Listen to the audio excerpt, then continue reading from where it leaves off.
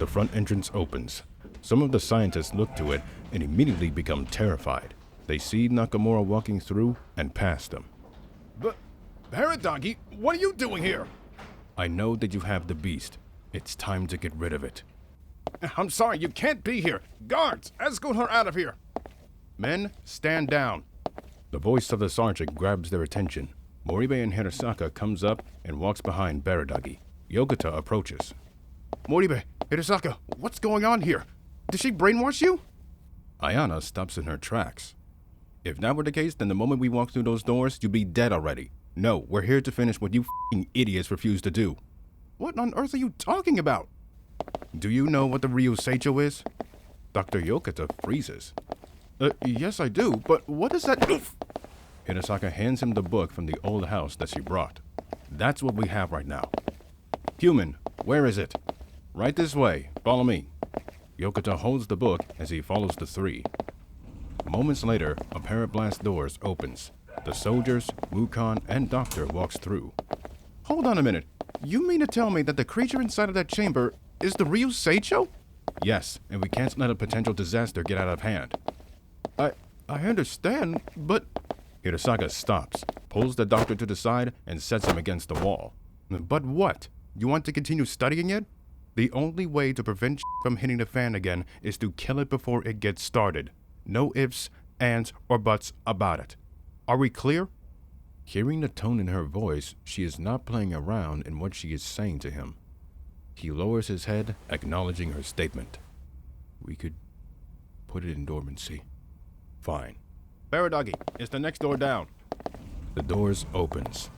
The four steps through, walking up to the glass window. All of their eyes lays upon what is inside. The beast, the Ryu Seicho, floating in the air with 5 more tentacles than usual, is feeding itself via the cans of sardines. It has already evolved. Suddenly, it stops. The can slips from the tentaclancer and turns its head. Its blank eyes gazes upon the faded window on its side. Unable to see what is on the other side, it feels that something is there. Anger builds within Shinobu. Her teeth sharpens, then she hisses. She snaps out of it and shakes her head. No, don't you dare. Still trying to control it, huh? Yokota, what's the lowest temperature to put it in dormancy? Minus 12 degrees Celsius. Do it. He nods. He steps up to a code pad on the side of the door leading into the chamber. He inputs a code, then hits enter. The facility's alarm goes off. They stare back, waiting for the effect to take place. Mist above the creature fumes from the vents. The Ryu Seicho itself looks at its surroundings. The temperature drops from 70 degrees Fahrenheit, 20 degrees Celsius, to 10 degrees Fahrenheit, minus 12 degrees Celsius. Its skin starts hardening. Frost forms on its limbs and its movements are slowing down. It dashes towards the window. The head bashes against it, cracking it. The human jumps, but Nakamura remains in place. The beast's movement slows and stiffens. Its cry stutters and falls silent. The head lowers as the body finally ceases. May you suffer in an eternal state. Hey, Paradoggy. She turns her attention to the first sergeant. Thanks. The woman does not respond, nor does she give her a nod. She turns her body. She walks forward and stops beside her. You managed to avoid danger. You have a noble heart. But you must make sure that it never comes to fruition. That's the people's job here. They're supposed to look after kaiju. Then why did Kakushima happen? Ayana does not know how to respond to her. Shinobu walks ahead, not once looking back behind her.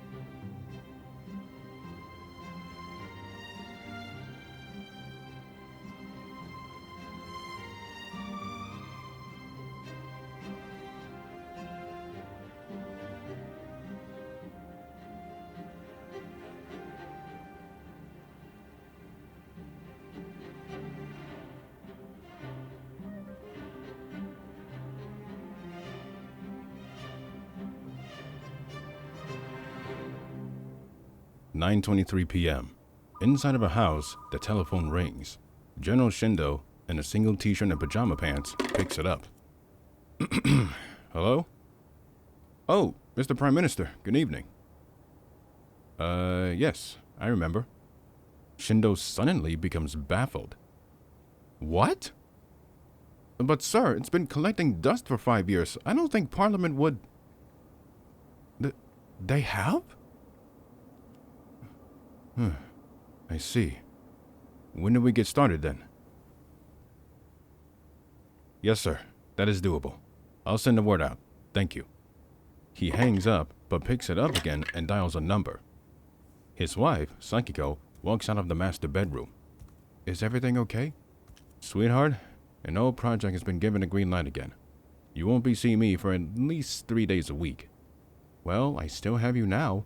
Hurry up, you're going to miss Princess Mononoke. Can you pause it? I need to make a lot of calls. He puts the phone back to his ear as Sakiko hands him a glass of water. Someone answers the call. Hello? Kazuma? It's Shindo. Get the old crew back together. It's back on.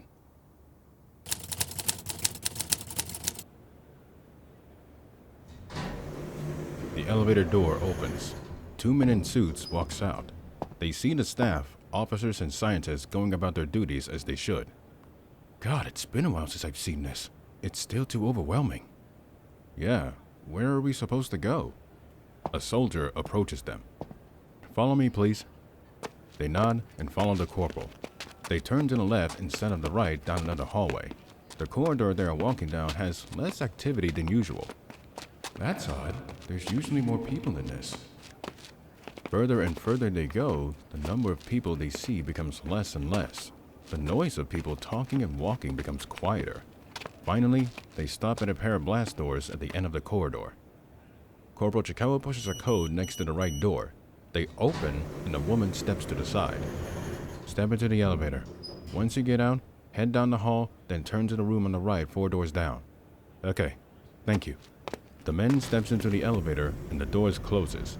Then, it descends much faster than they expected it. Whoa, goodness!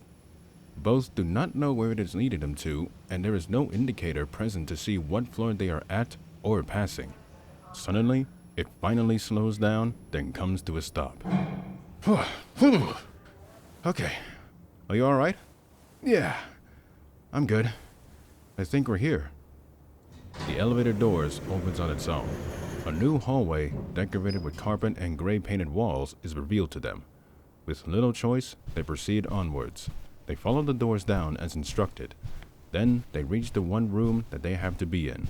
They step forward and the entrance automatically opens. Yohara and Akamatsu look inside. Their eyes widen. Their old colleagues and friends are present, standing around or sitting near a table.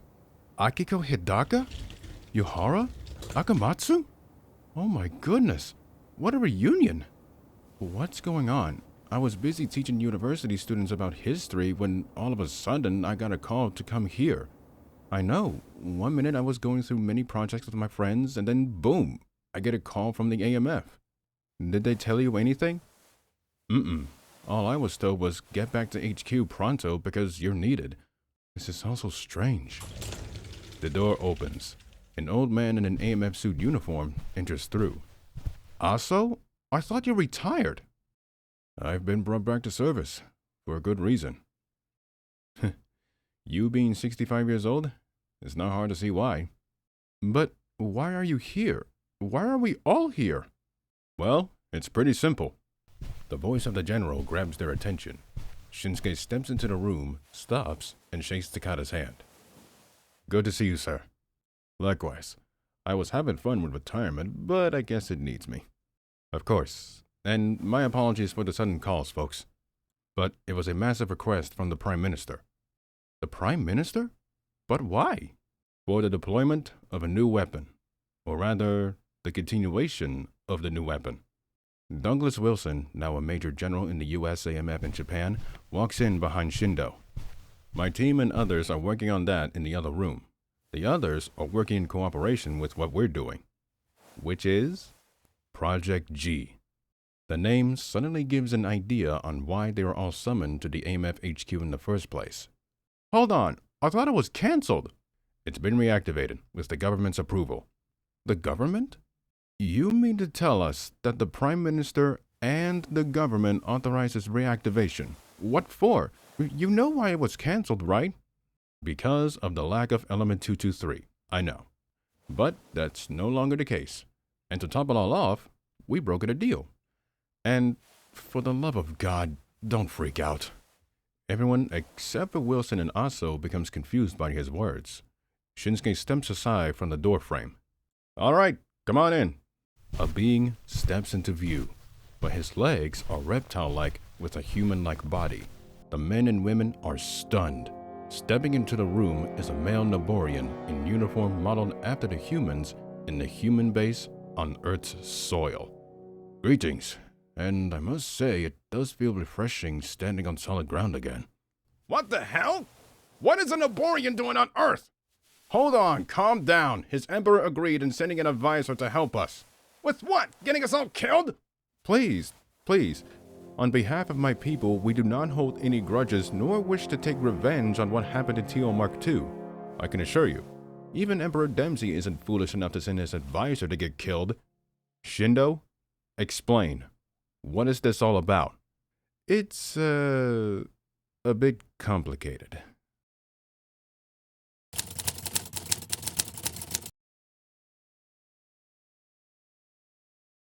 In a dark, noise-proof room, a mug of coffee sits on a table. A hand grabs the handle and lifts it. The new Chinese president, Xi Jinping, takes a sip before setting it back down on the coaster. His translator stands behind him. You know, if any Mongolian spy finds out what we're doing, this could turn into a huge disaster. Prime Minister Noda, sitting across from him and with his translator, sets his mug of coffee onto another coaster. I know the risks.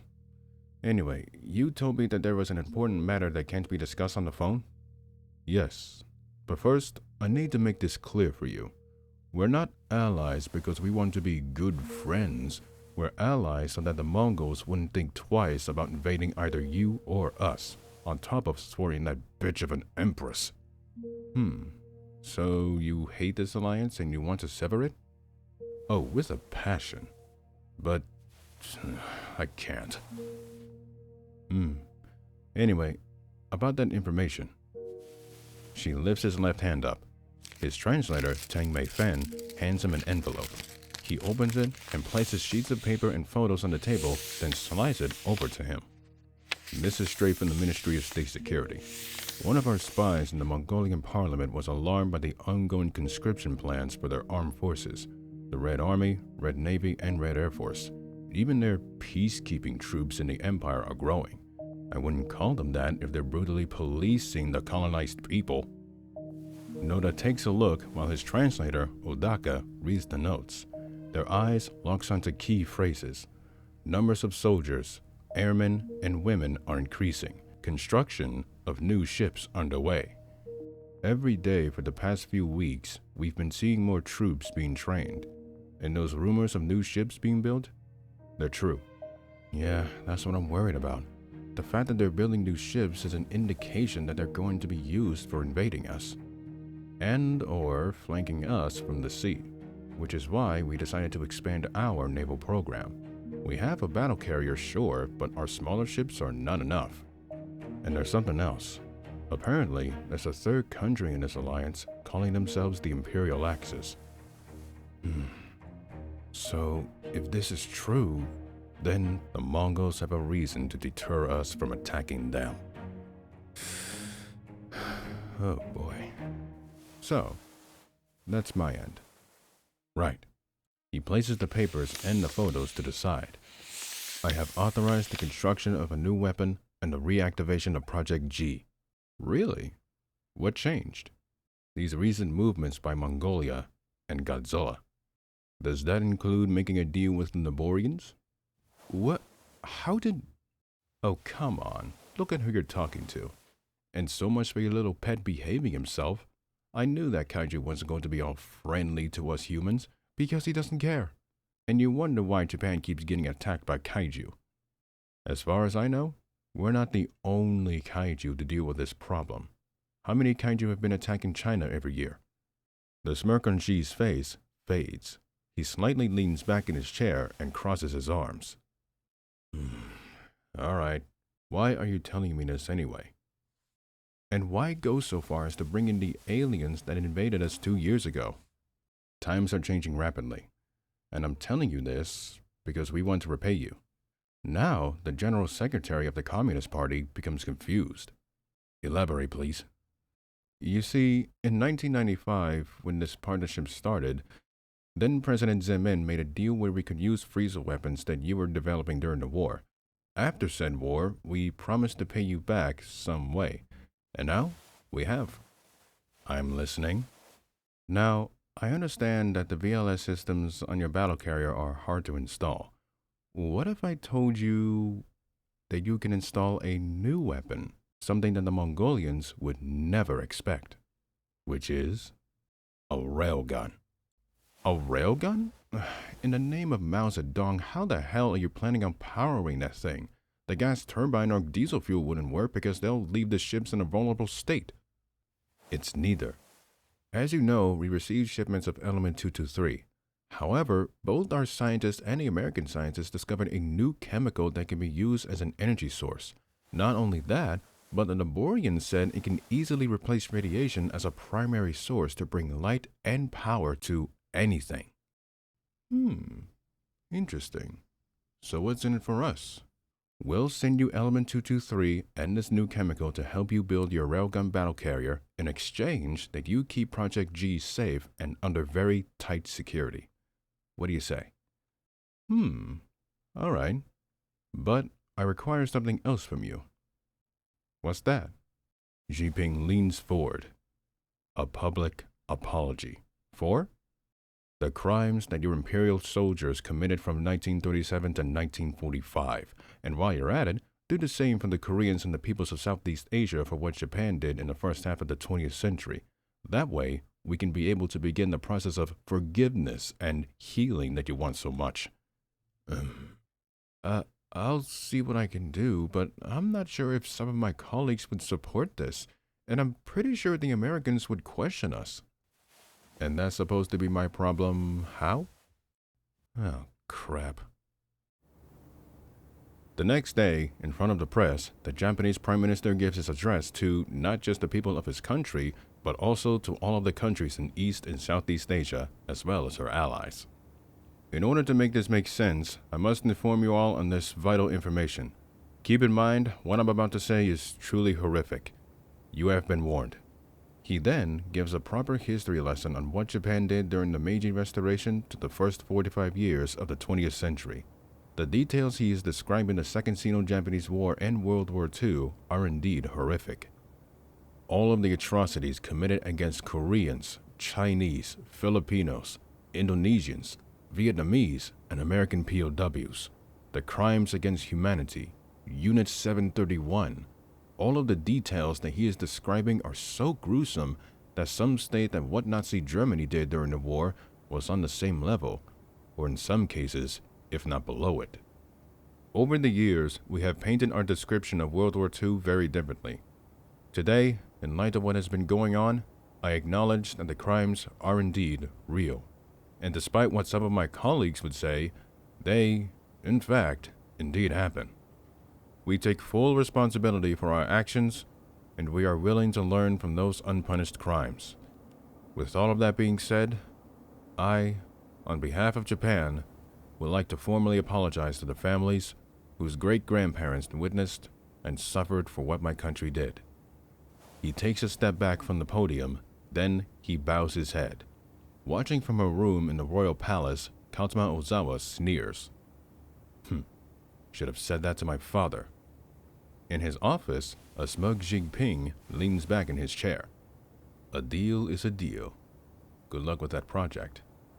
He presses a button on the phone receiver. Give me the Minister of State Security.